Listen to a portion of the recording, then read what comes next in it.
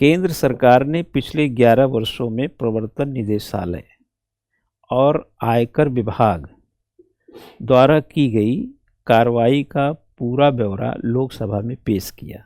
वित्त मंत्रालय ने एक लिखित प्रश्न के उत्तर में छापेमारी, दर्ज मामले, चार्जशीट और सजा की दर से जुड़े महत्वपूर्ण आंकड़े साझा किए।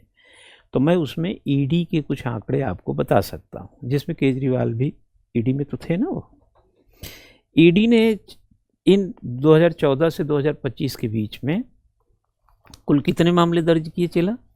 6444। ठीक है ना। यह मामले क्या थे? मनी लॉन्ड्रिंग के, अवैध धन कमाने के। ठीक है, इतना समझ गए?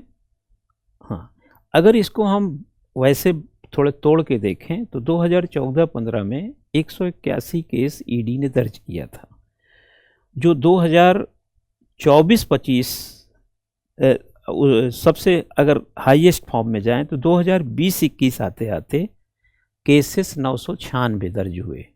यानी कि 2014-15 में 181 केस ईडी ने दर्ज किया, 15-16 में 110 दर्ज किया था, 16-17 में 187, 17-18 में 163, 18-19 में 152, 2000 आप लोग लगा लीजिएगा, 152, और 19-20 में 557, और जबकि 20-21 में 996 केस। समझ गया ना? ये वो दौर है जब केजरीवाल वगैरह पर ईडी का शिकंजा आ रहा था। और 22-23 आते आते 21-22 आते आते 21-22, है ना, ये वाला दौर था जो केजरीवाल वगैरह लपेटे में आ रहे थे। 1116 केस ईडी ने दर्ज किए थे, और 22-23 में यही चीज़ 953 हुई थी, 23-24 में 698, और 24-25 में 775, और 25-26 नवंबर 25 तक का अगर आंकड़ा आपको हम बताएं तो 556 केस ईडी ने दर्ज किए थे। दिसंबर, जनवरी, फरवरी, यानी दिसंबर का इसमें नहीं है 25 का, और 26 का 2 महीना नहीं है इसमें, और कुल आंकड़े जोड़ेंगे तो 6444 होता है। ठीक है, ठीक है। अगर इसी पीरियड में कुल छापेमारी की भी बात की जाए तो 11,106 छापेमारी ईडी ने किया था।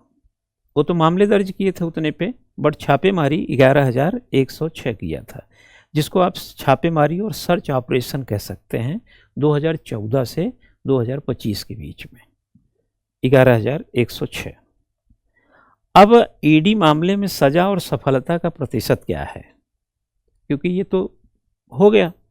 अब जैसे अभी देख लीजिए, केजरीवाल बरी हो गए तो आपने छापेमारी भी किया, सिटिंग चीफ मिनिस्टर को उठा के भी ले गए, जेल में 6 महीने रख दिया, उसका मुख्यमंत्री 1.5 साल से ज़्यादा जेल काटा, पार्लियामेंटियन है वो राज्यसभा का क्या नाम, संजय सिंह, उसको भी 6 महीना आपने जेल में, उसकी मतलब 23 लोगों पे आरोप लगे। लेकिन कोर्ट क्या कहता है? आप तो आरोप ही नहीं लगा पा रहे हैं, चार्जशीट वगैरह उनके दम ही नहीं रहा होगा। ठीक, अब ईडी मामले में सजा और सफलता का प्रतिशत 1 अप्रैल 2014 से, डेट सुन लेना, 30 नवंबर 2025 तक का डेटा बता रहा हूं मैं। ठीक है, 1 अप्रैल 2014, ध्यान रखना कि 1 अप्रैल का पूरा महीना और मई का लगभग पूरा महीना, क्योंकि यहाँ प्राइम मिनिस्टर मोदी साहब 26 मई को आए थे, इसमें 2 महीना मोदी वो भी हैं, मनमोहन जी भी हैं। कुल फैसले, ठीक है, 56। समझ रहे ना, कितने फैसले हुए? 56। फैसला कितने में आया? 56 में। और कुल केस कितना दर्ज छतेला?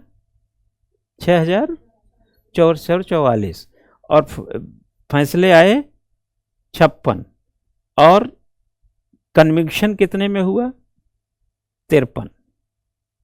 हाँ, सजा 53। दोषी ठहराए गए लोगों की संख्या 121। कन्विक्शन रेट, हाँ, आप अगर उस हिसाब से देखेंगे तो रेट बहुत कम मिलेगा ना आपको, क्यों? है ना, क्यों भाई?